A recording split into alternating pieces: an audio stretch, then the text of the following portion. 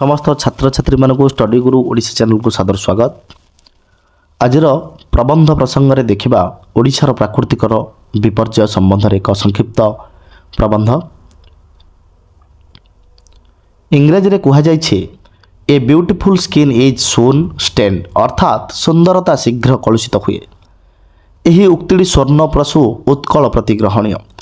वैचित्र्यमयी उत्कल प्रकृति राणीर क्रीड़ा सरोवर में सद्य प्रस्फुटित उत्पल परी।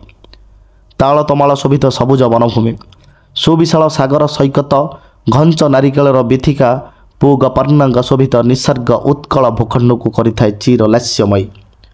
मात्र कम्र प्रकृति जेबे भीमरूप धारण करे सेतेबेले सृष्टि हुए करालतार राहुग्रास, प्रबल बात्या, भयंकर घूर्णी, उत्कट मरुड़ी, संहारकारी भूमिकंप, वित्पातमयी बन्या और सुनामी परी प्राकृतिक विपर्यय करागत करे उत्कल को एवं सृष्टि करे कराल तांडव। अतिवृष्टि जन्म दिए वित्पातमयी बन्या को। तटिनी मेखला उत्कल मातार वक्ष देश आभूषण परी शोभा पाती अनेक नद नदी। मौसुमीर आगमन पर यही तटिनी गुड़िक कूल लंघन कर बन्या वित्पात सृष्टि करिथाए। अनेक धनजीवन और शस्य क्षेत्र को यह उजुड़ाई देइथाए। प्रतिवर्ष बन्यार आगमन होई ओडिशार रुग्ण आर्थिक स्थिति को अधिक दयनीय कर देइथाए।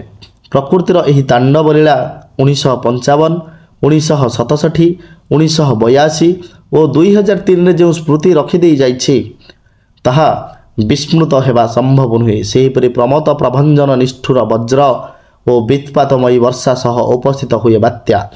यार राक्षसी तांडव लीलारे दोहली जाए वृक्षलता, घरद्वार और कंपी उठे अबनी। मृत सैनिक परी लोटी पड़ती विशालकाय वृक्ष और भिजा माटी कांथ।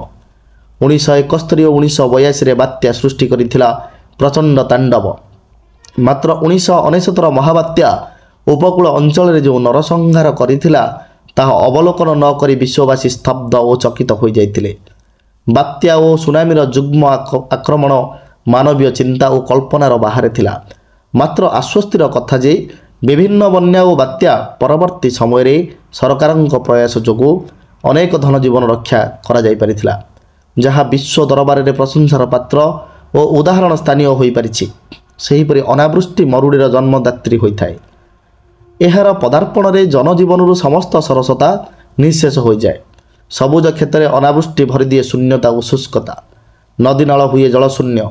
चातक पक्षीपरि जनसमुदाय वर्षार आगमन को विकल नयन अनाई रहंती। उत्कल प्रदेश में 1866 मसीह आसीथिबा नौंक दुर्भिक्षर कराल छाया केते उत्कट भयंकर थिला तार चित्र फकीर मोहन को आत्मचरित वर्णित।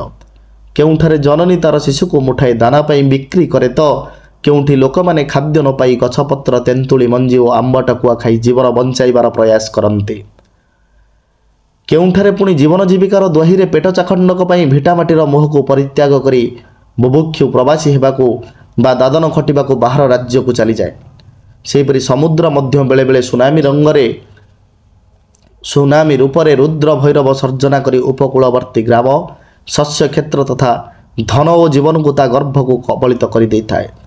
गृहदाह परी प्राकृतिक विपर्यय तार सर्वग्रासी लेलिहान जिह्वारे चाटी निए गोटिए परे गोटिए परिवार बा जनपद।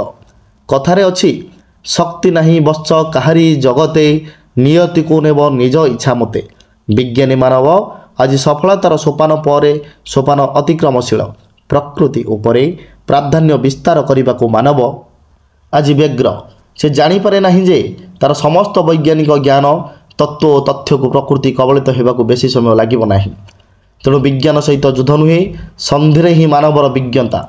एहीपरि हेले प्राकृतिक विपर्ययर क्षयकारी प्रभाव से निजक किंचित भाव रक्षा करि। बन्या, बात्या बा मरुड़ी कबलित व्यक्ति मानक सरकारी और बेसरकारी स्तर में आवश्यक सहायता जोगाई देवा जरूरी। दुर्बल नदी बंधर मरामती, पोती हो जाउथिबा मुहाणर खनन, जंगल सृष्टि करिबार आवश्यकता रही। सागर तटरे विपुल झाऊ और हेन्ताल वृक्षर अरण्य सृष्टि द्वारा बन्या, बात्या और सामुद्रिक दुर्विपाक रक्षा करने निमंते सहायक होता है। नदी मुहाण प्रशस्तीकरण और खनन तथा विश्व उत्पत्तिकरण को प्रोत्साहित करने परी कौन कार्य न करने सबुठारु बुद्धिमान कार्य हो पारिबो।